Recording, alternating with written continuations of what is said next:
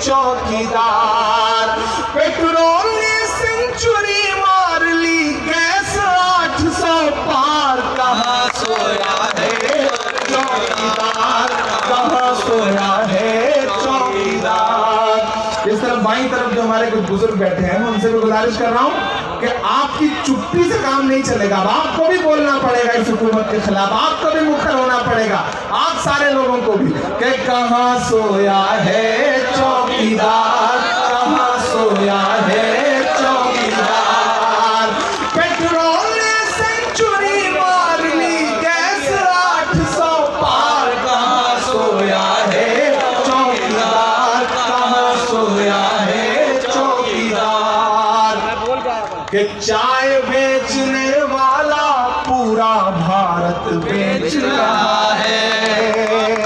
चाय बेचने वाला पूरा भारत बड़ी बेच रहा हिम्मत से कहता हूं, मुझे भारतीय जनता पार्टी का कोई भी एक सदस्य बता दे कि आदरणीय नरेंद्र मोदी जी ने जो चाय बेची थी उसको देश में पीने वाला कोई एक शख्स मेरे सामने आ जाए और ये कहते कि हमने नरेंद्र मोदी जी की बनाई हुई चाय पी है, तो शायद पूरे देश में कोई भी एक व्यक्ति नहीं मिलेगा।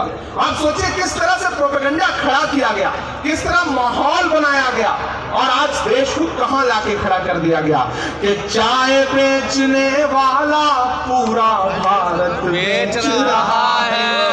इसी काम में हासिल उसे महारत बेच रहा है। कि रेल बिक गई, तेल बिक गया, बिका हवाई अड्डा।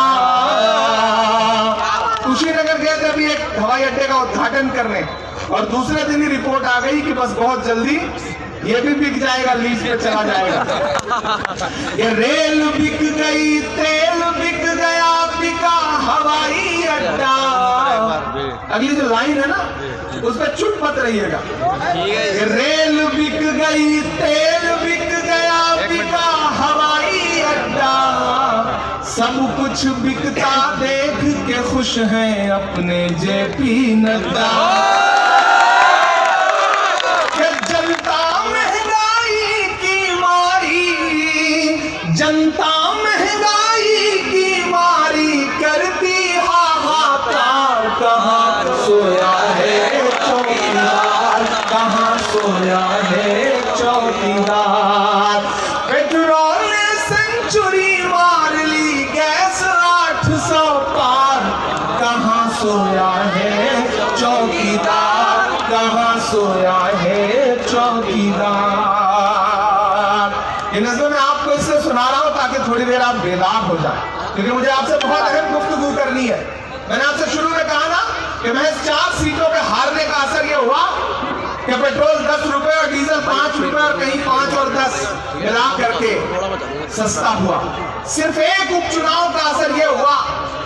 ऐसे में अब क्या करना है कि आने वाले नगर निगम में पूरे देश को संदेशा देना, और खास तौर से यहाँ पे जो अक़लियत के साथी बैठे हैं, जो चंडीगढ़ के हैं या फिर कहीं और से आकर के इस चंडीगढ़ में बस गए हैं, मैं उन सबसे मुखातिब होते हुए कह रहा हूं कि मेरे भाई, मुल्क जिस दौर से गुजर रहा है उस दौर में आपकी लड़ाई सिर्फ और सिर्फ कांग्रेस लड़ सकती है, कोई और नहीं लड़ सकता। जिस तरह से नफरतों का माहौल बनाने की कोशिश की जा रही है मुल्क में, कांग्रेस के अलावा कोई नहीं लड़ सकता आपकी लड़ाई। आपको याद होगा कि उस दिन पाकिस्तान के खिलाफ मैच के बाद जिस तरह से मोहम्मद शमी की ट्रोलिंग की गई, गालियां दी गई, मासूम बेटी को गालियां दी गई, सारे नेता पूरे मुल्क में चुप रहे। अगर कोई अलग ऐलान खड़ा हुआ तो राहुल गांधी खड़े हुए और उन्होंने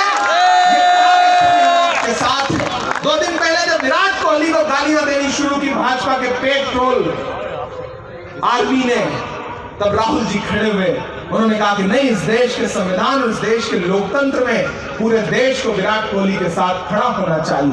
मैं बहुत छोटी छोटी बातें आपको कह रहा हूं। उधर त्रिपुरा चलाने की जब साजिश रची गई तो कौन खड़ा हुआ? ये तमाम जो और लोग हैं, तमाम रीजनल पार्टियां हैं, तमाम ऐसे नेता हैं जो पूरे मुल्क में आपकी ठेकेदारी का दावा करते हैं। कोई नहीं बोला। कौन बोला? राहुल गांधी जी बोले। और आज यहां में खड़ा होकर कह रहा हूं, मुझे वो दिन भी याद है जब पंजाब से ट्रैक्टर चला करके राहुल गांधी जी ने किसान आंदोलन को धार दी थी, और बीच में जब भाजपा उस आंदोलन को मीडिया के जरिए बदनाम करने की साजिशें रच रही थी, उस समय भी राहुल गांधी जी ने एक दिन अपने आवास से और संसद भवन तक ट्रैक्टर चला करके नरेंद्र मोदी जी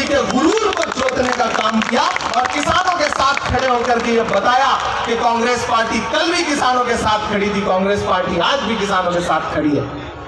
मेरे भाई, आपने कभी महसूस किया है कि सुबह शाम राहुल गांधी की इमेज बर्बाद करने के लिए, राहुल गांधी जी की इमेज को खराब करने के लिए सोशल मीडिया पर कितना प्रोपेगेंडा किया जाता है। मैं ये बात बहुत भावुक होकर के यहाँ कह रहा हूँ। मैं यहाँ खड़ा हूँ, मैं नेहरू जी के शहर में खड़ा हूँ, मैं नेहरू जी के शहर में खड़ा हूँ। मैं चंडीगढ़ को नेहरू जी के सपनों का शहर मानता हूँ और मुझे लगता है कि नेहरू जी सिर्फ एक चंडीगढ़ नहीं बनाना चाहते थे, नेहरू जी पूरे भारत में कई चंडीगढ़ बनाना चाहते थे, लेकिन उन्होंने जितनी उम्र जी उसमें एक खूबसूरत शहर बसा सके। आज से पूरे 7 दिन बाद यानी 1 हफ्ते बाद नेहरू जी की यौम पैदाइश का दिन आएगा, उनकी जयंती का दिन होगा।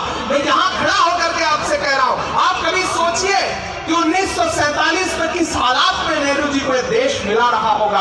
अगर आप सोच ना पाए, आप कल्पना ना कर पाए, तो आप बस ये तसव्वुर करें कि आज जिस हालात में देश राहुल गांधी जी को मिला है, इससे भी बुरे हालात शायद तब रहे होंगे जब नेहरू जी को यह देश मिला था।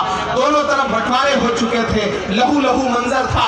ये जमीन तब भी निगल लेने पर आमादा थी, पांव जब टूटती शाखों से उतारे हमने। यहाँ कांग्रेस के तमाम पदाधिकारी बैठे हैं, कांग्रेस के साथी बैठे हैं, सिपाही बैठे हैं, आप 4 फुट 3 फुट नीचे बैठे हैं, हम स्टेज पर बैठे हैं, तो आप ये मत समझिएगा कि हम ज्यादा अहम हैं, हम ज्यादा महत्वपूर्ण हैं। हम नहीं मानते इस बात को, हमारे लिए आप ज्यादा महत्वपूर्ण हैं। आप हैं तो हम हैं, आपके होने से हमारा वजूद है।